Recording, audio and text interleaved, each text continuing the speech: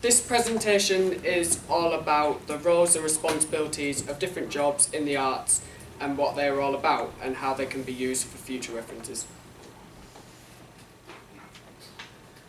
Choreographer. The roles and responsibility of a choreographer is to make all the majority decisions of a dance by picking songs and choosing certain choreography to go with it, and also running rehearsals to make sure it looks good. Another role to be a choreographer is to know the history of dance, because they can use this to their advantage so that they can become really experienced and also to teach other people who might want to follow in their footsteps. This also follows into qualifications because choreographers need to be highly trained in dance so that they can move on to their next step of becoming a choreographer. Skills of a choreographer.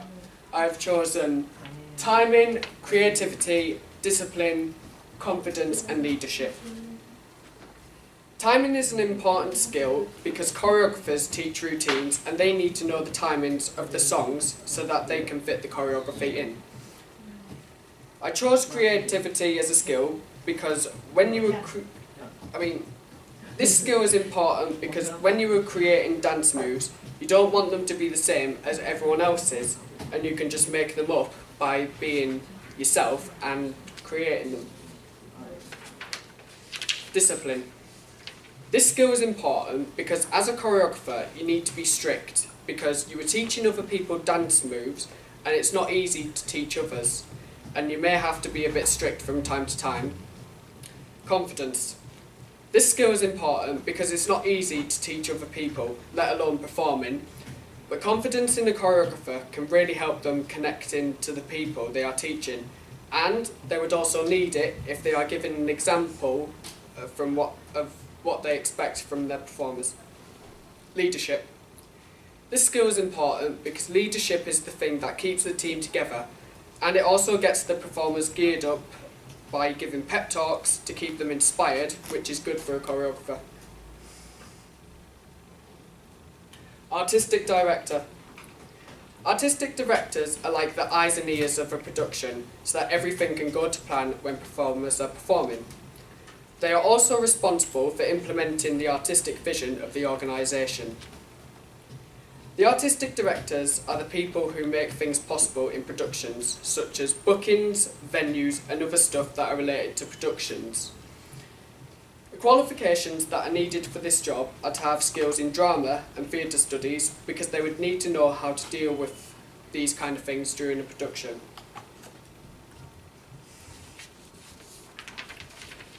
Skills.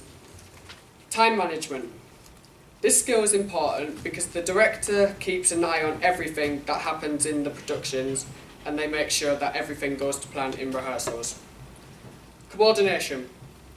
This skill is important because the artistic director during the rehearsals keeps an eye on things just to see if there are any corrections that need to be made.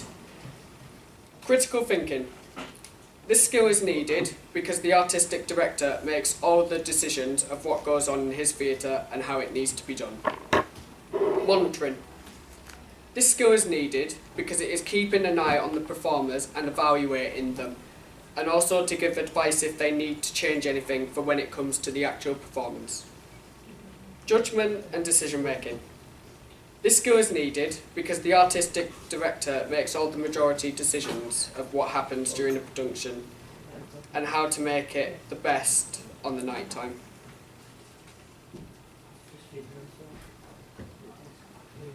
Props manager. The roles and responsibilities of a props manager is to deal with making props and getting them ready in time for a certain act, and they also design them as well as making them. When the props manager is designing things, they make sure that the designs are relating to the performances that are going to be happening on the show night. Qualifications are usually not needed for designing props, although people do go to college and university to study it. Skills. Creativity. This skill is needed because the props manager designs the props and adds stuff to them like colours and patterns to make it look good and that it stands out in the production and also to match to the performance. Supervising. This skill is needed because the props manager would need help from other workers, and the manager looks over how people design the props and if they need anything added. Monitoring. This skill is needed because the props manager keeps an eye on the other workers who are helping to make the props and to see how they are doing. Communication. This skill is needed because when people are designing props, they would need to see how other people are doing and if they would need any help if it was needed. Problem solving. This skill is needed because designing props is not easy, and the props manager would need all the help he can get so that all the props are ready in time for productions, such as if there was a certain prop that needed to go on in a certain act, they would need help to move it. Choreographer strengths. For these I have chosen rhythm, communication and problem solving. I chose rhythm as my first strength because I feel like I am good with learning choreography and the timings to the song. In the past, I have also put a dance piece together for myself a few years ago and taught it to others. I chose communication as a strength because as a choreographer, you need to communicate with people to teach them dance moves, and I feel as though I could do that. I chose problem solving as a strength because if you got stuck with choreography, you could help people by doing different things to help them learn the choreography better.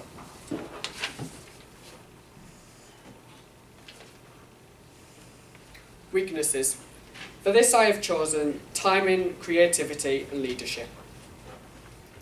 I chose timing as a weakness because in the past I have not always been in time with the choreography, and that kind of throws off a dance and it doesn't look good when performing, and it is something that I can work on.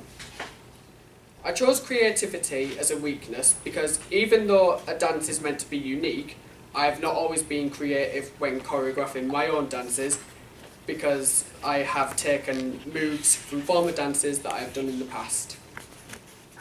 I chose leadership as a weakness because I sometimes don't step up when I should and I don't give many ideas, which I should be more confident about in the future, and I can learn from this. Artistic director strengths. For this I have chosen communication, creative thinking and problem solving. I chose communication as a strength because I feel as though I am good with communicating with others, and as an artistic director, I feel as though I could help people with advice if they needed it.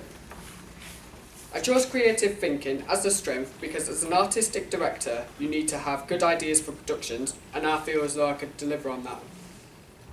I chose problem solving as a strength because I feel as though that I would be able to deal with certain problems that need to be sorted out.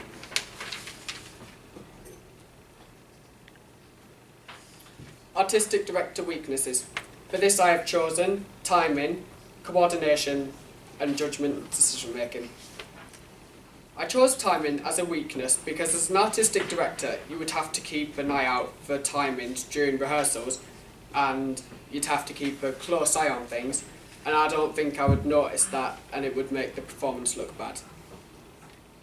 I chose coordination as a weakness because you would have to look out for everything in rehearsals by keeping people on point and making sure everything looks good, and coordination isn't really my thing.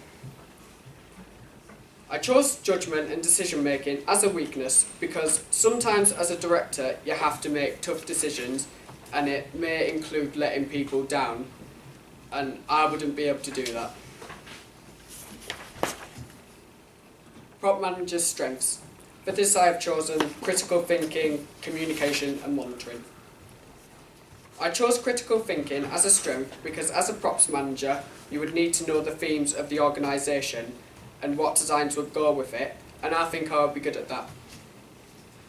I chose communication as a strength because designing props is not easy and it consists of giving lots of communication so that it's easier to help someone if they're designing something. I chose monitoring as a strength because if you're not good at a certain thing, like creativity for example, then you could just as easily look over at how people are doing and if they need any help. Prop manager weaknesses. For this I have chosen creativity, supervising and problem solving. I chose creativity as a weakness because prop designing means you would have to have artistic skills, and in the past it has shown that I have not been very good at art, and that would be a disadvantage for me and also the people around me. I chose supervising as a weakness because if you're a props manager, you need to know what people do with the props and telling them what you expect, and it wouldn't be easy if you don't know what you're talking about. I chose problem solving as a weakness because there are some things that might be easy with being a props manager, but there are some things that I couldn't even handle. Personal safety. Water spillages. These are important to look out for because if someone trips on it, they could injure themselves, so it's important to mop it up straight away if seen and to keep a lid on top of the water. Fire. In the theatre, there should be loads of fire exits, and if there is a fire, you should go to the closest fire exit you can get out of, and not going back for personal belongings so that you're not putting yourself and others at risk. First aid. When in the theatre, there should be at least 1 or 2 people who are trained in first aid training, so if anything were to happen to anyone, they would know what to do and how to treat whatever has happened. Falling items. When entering the theatre, you should always check for any items that look like they are going to fall down, and if you see anything, you should report it immediately so that there's no danger to anyone. Wires. These are important to look out for because during a production there could be loads of wires around that could be plugged into electric guitars or other stuff such as microphones, and you need to be careful when you are walking around so that you don't trip or get an electric shock from a loose wire. Health and well-being. Fitness. This is important because as performers we need to look after ourselves and keep fit and healthy. Warm-ups and cool-downs. We do these in the theatre because it prevents us from getting any injuries and getting tight muscles after a long day of exercise or dancing. Hydration. This is important because if we don't keep ourselves hydrated, then we will always be out of breath and we would have dry throats and it wouldn't be good for us. Nutrition and diet. This is important because as actors, we need to look after ourselves by eating healthily and keeping track of what we eat and drink during the day. Medication. This is important to have on you at all times because if you have a condition such as asthma, you would need to bring an inhaler so that you are not putting yourself at risk after doing a certain activity. And for my main one, injuries.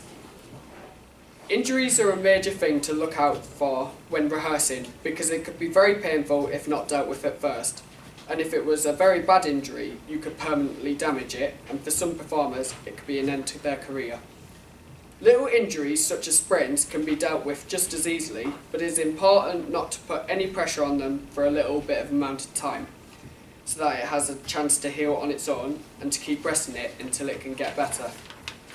Otherwise, you could be putting yourself at a huge risk by breaking it, or worse. There are lots of different types of injuries that could affect someone, like all sports injuries. For example, knee injuries or swollen muscles, and others that could affect any performer if they are not careful when rehearsing. For dancers, there are a lot of ways for them to prevent injury by wearing the right kind of clothing and footwear, drinking plenty of fluids, resisting temptation to dance through pain, paying close attention to technique, and lots of other things to prevent injury. If at any time a dancer does get injured, the biggest tip that their doctor would give them is to get lots of rest, because it's better than trying to get yourself into more pain than you already could be in. And then you could be putting yourself at huge risk of messing up your career as a performer, and no one wants to put themselves in that position. Any questions? Thank you for listening.